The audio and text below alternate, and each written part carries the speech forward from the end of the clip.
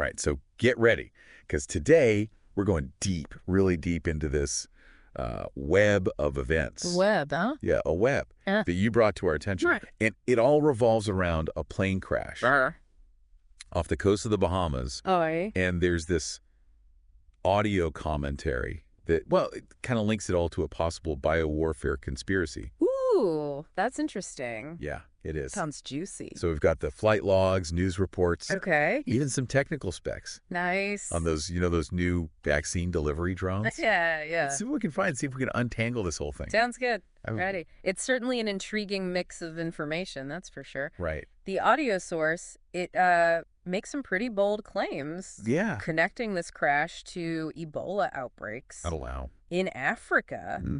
Vaccine delivering drones, they were being tested in the Bahamas. Right. And even some unusual events in Missouri. Yeah, it almost feels like somebody took a bunch of totally random, unrelated news clippings and tried to, force them together. Yeah, force them together, build a conspiracy theory out of them. Yeah, build a narrative. We'll have to see if the pieces actually fit, Exactly. So start at the beginning. Let's start with the foundation of this whole thing. Okay. The plane crash itself. Okay. So the audio describes a small plane. Okay. Took off from Alton, Missouri, supposedly headed for Fort Lauderdale, Florida. Okay. But instead of landing in Florida, the plane made an unexpected turn. After flying over the Everglades, went radio silent. Wow. And ultimately crashed in the Bahamas. That's strange. Yeah. It is. And what's really strange is the plane was carrying way more fuel than typical. Oh, really? For a flight to Florida, it was prepped for a much longer trip. Interesting. So the question is, was Florida ever the intended destination? Or was that just a cover? Yeah, a cover story. Yeah. Certainly raises question. About the plane's true purpose. What were they really doing? Yeah, if it was carrying enough fuel for a transatlantic flight, where was it really headed? Exactly, yeah. Okay, so we've got a mysterious plane crash with a possible fake destination. All right. Now, enter the vaccine delivering drones. Apparently Merck. Merck? Okay. Along with companies like Volenzi, Softbox, and AT&T. Wow, big names. Yeah, they've been testing these drones in the Bahamas. Of all places, the Bahamas. Yeah. Huh. Interesting choice. These drones are designed to transport vaccines to remote areas. Okay. And maintain a very specific temperature. Oh, really? Minus 70 degrees Celsius. Minus 70, that's pretty cold. That's essential for preserving the effectiveness of many vaccines. Okay. Especially those using newer mRNA technology. Right.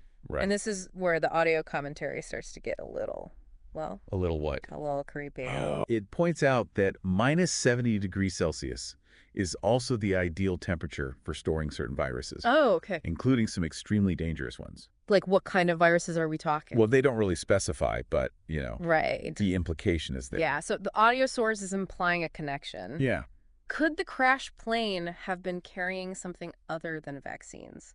Something that needed to be kept at that ultra-low temperature? Yeah, maybe. So we've got a crash plane carrying extra fuel. Yeah. Some high-tech drones capable of transporting temperature-sensitive materials. Right. Both in the Bahamas. It's definitely a lot of coincidences to unpack. It is. But wait. There's more. The plot thickens. Tell me more. The audio then brings Missouri back into the equation. Missouri, okay. Highlighting some events that happened there around the same time. All right. Okay, so the audio mentions a diverted ambulance. An ambulance? Yeah, carrying a patient with possible infectious disease concerns. Oh, wow. But what's curious is that this specific city is never named. They don't say. No, which adds to the mystery. Yeah. It's like they're trying to be deliberately vague. Right. Which always makes me suspicious. And then there's the Ebola outbreak preparedness drill in Missouri. Ebola? Yeah, a statewide drill. A statewide drill, huh? Which the audio emphasizes as being out of the ordinary. Out of the ordinary, okay. So they seem to be suggesting that these events in Missouri are somehow connected to the plane crash. Hinting that Missouri might be a testing ground for something dangerous. Interesting. It almost paints a picture of a biowarfare program being developed under the guise of public health initiatives. Okay, I see where they're going with this. Right. Yeah. So we've got a lot to unpack here. We do. We got a crashed plane, we got vaccine drones, and we got strange happenings in Missouri. Exactly. Let's get to the heart of the audio source's main theory. Yeah, lay it on me. Could that plane have been involved in testing a bioweapon disguised as a vaccine delivery drone? Whoa, that's a big one. It is. So that's the core of the conspiracy theory presented in the audio. Yeah. They draw a connection between the plane crash, the drone tests, and the ongoing Ebola outbreaks in Africa. Ebola outbreaks, okay. Claiming the outbreaks are far worse than official reports suggest. Far worse, huh? Yeah, they even go as far as to say that authorities are intentionally downplaying the severity of the Ebola outbreaks, potentially to cover up a connection to this supposed biowarfare program. Wow, that's a bold claim. It is, it is. But before we get swept up in the speculation, Right. we need to look at the evidence, or the lack thereof. Right. The audio, while presenting a compelling narrative, doesn't offer any concrete proof to support these accusations. It's like a mystery novel. Okay. Where the author throws out a bunch of clues, but leaves it up to the reader to decide if the detective's hunch is right or if there's a more logical explanation. I like that analogy. That's good. So we got to figure out what's really going on here. Exactly. You got to do some digging. Let's dig in. All right, so the audio makes it sound like these Ebola outbreaks are like way more widespread and severe than official reports are saying, and they even imply that there's a deliberate effort to downplay the whole situation. It's pretty alarming when you think about it. It is concerning, yeah, definitely, especially given the impact. Oh, yeah. You know, how devastating Ebola outbreaks can be. Right, right. But it's like with any information, especially when it comes to public health, it's, you got to separate fact from speculation. We can't just take the audio's word for it. So where do we even begin to, like, find reliable information about the real scale of these outbreaks? That's a good question. I'm not an epidemiologist. Right. Well, that's where organizations like the WHO. WHO. Yeah, the World Health Organization. Okay, cool. And the CDC. The Centers for Disease Control. Yep, they play a really vital role. They are the experts when it comes to tracking and managing these global health crises. Gotcha. They provide detailed data on confirmed cases, fatalities, Okay. containment efforts, all based on rigorous scientific methods. Okay. And on-the-ground investigations. So if we really want to know if the audio's claims are valid, we got to compare their statements to the official reports from the WHO and the CDC. Exactly. Cross-referencing, that's the key. Okay, so fact-checking time. Fact-checking time is like being an investigative journalist. Digging for the truth. Digging for the truth. But let's shift gears back to the vaccine drones for a sec. Okay, back to the drones. The audio keeps highlighting the fact that they can maintain that temperature. Yeah. Minus 70 degrees Celsius. Right, which, as we discussed, is necessary for some vaccines. And as the audio points out, that ultra-low temperature also happens to be ideal for storing certain viruses. Right. It's that dual-use capability that seems to be at the heart of their concern. Yeah, it's almost like a sci-fi movie. Yeah. Where a technology designed for good is turned into a weapon. I see what you mean. Is that really a possibility with these drones? It's a valid concern, for sure. While these drones have incredible potential to revolutionize vaccine delivery, especially to those remote areas, the same technology could, potentially be misused. So it's a double-edged sword? A double-edged sword. That's a good way to put it. We have this incredible advancement that could save lives. Yeah. But it also carries the risk of being exploited. You know? For sure, for nefarious purposes. It's like we're entering a new era where the lines between science fiction and reality are becoming increasingly blurred. Definitely. But let's go back to the audio's claims about the Bahamas for a second. Okay, the Bahamas. They claim that the drone technology was being tested there. Right. The same location as the plane crash. So the audio seems to view this geographical connection as a key piece of evidence linking the plane crash to the drone program. But is there any actual proof beyond just, like, this coincidence of location? Right. Like, is there any evidence to suggest that the plane was somehow involved in the drone testing? That's where the audio's narrative starts to get a little shaky, I think. Okay. They don't provide any direct evidence to support this claim. Interesting. It's more of an implication based on circumstantial evidence and speculation. So are they reaching for a connection that might not actually exist? It's possible, yeah. Okay. We need to be cautious about drawing conclusions based solely on proximity. Right. There might be a perfectly innocent explanation for the plane being in the Bahamas. Yeah. That has nothing to do with the drone program. Okay. All right. Let's move on to those strange events in Missouri. Okay, Missouri. That the audio highlighted. Right. They mentioned an ambulance diversion involving a patient with potential infectious disease concerns. But they were deliberately vague about the details. They didn't give much information. No, they even omitted the city where it happened. That's interesting that they chose to withhold that information. It is. It is. It definitely adds to the mystery. It does. It does. Makes you wonder what they're trying to hide. It does. Was it just an oversight, or are they trying to protect someone or something?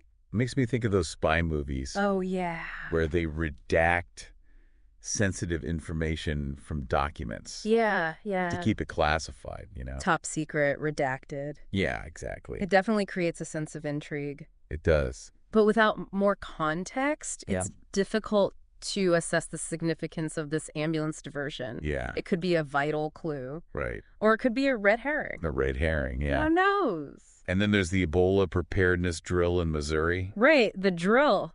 Why single out Missouri for a statewide drill? For a statewide drill, right? Is it really as unusual as the audio makes it sound? Well, the audio suggests that this drill was more than just a routine exercise. Okay. They imply that it was somehow connected to the other events, potentially indicating that Missouri is a testing ground for something dangerous. But couldn't it just be a coincidence? It could be. States conduct emergency drills all the time. Yeah, they do. Maybe Missouri was just due for one. It's possible. Or perhaps they were chosen for logistical reasons, like having suitable facilities or terrain. That's possible, too. Yeah. It's definitely a possibility. Okay. We need to be careful not to jump to conclusions. Right, right. And consider alternative explanations. Yeah. You know, it's important to weigh the evidence carefully and avoid confirmation bias. Confirmation bias, yeah. Where we only look for information that supports our preconceived notions. Right, right. So how do we sift through all this information? Yeah, that's the question. And determine what's truly suspicious. Right. And what's just a random occurrence. Yeah, it's like trying to solve a puzzle. A puzzle? With missing pieces. With missing pieces, exactly. Yeah. It's one of the challenges of dealing with complex situations like this. Right. There's often no easy answer. Yeah. It requires careful analysis, critical thinking, a willingness to consider multiple perspectives. So it sounds like we need to become detectives. Detectives, I like it. Examining the evidence and following the trail wherever it leads. Following the trail. We can't just take the audio's word for it. Right. We need to do our own investigation. Our own investigation, exactly. Yeah. And as we continue our deep dive, we'll keep exploring these events and connections. Okay. Searching for clues that can help us make sense of this intricate web of information. Sounds good to me. All right, so let's tackle the last piece of this puzzle. Okay. Venezuela. Venezuela, all right. So the audio suggests that this drone technology could be used to, create a manufactured outbreak there. Oh. Essentially weaponizing it for political gain. That's a disturbing thought. It is. Using advanced technology to spread disease and destabilize a nation for political ends. Yeah. It sounds like a spy thriller or something. Right. It's like a high-tech biowarfare version of those classic Cold War espionage stories. Yeah, I see what you mean. But is there any basis for this claim? Right. Beyond just a dramatic plot twist? Well, the audio does point to Venezuela's current political climate, which is, it's undeniably tense and volatile. It is, yeah. They argue that a manufactured outbreak could be used to further those divisions, create chaos, and potentially even justify some form of intervention. So the idea is to, create a crisis and then swoop in as the hero to solve it? Yeah. Ultimately advancing a specific agenda.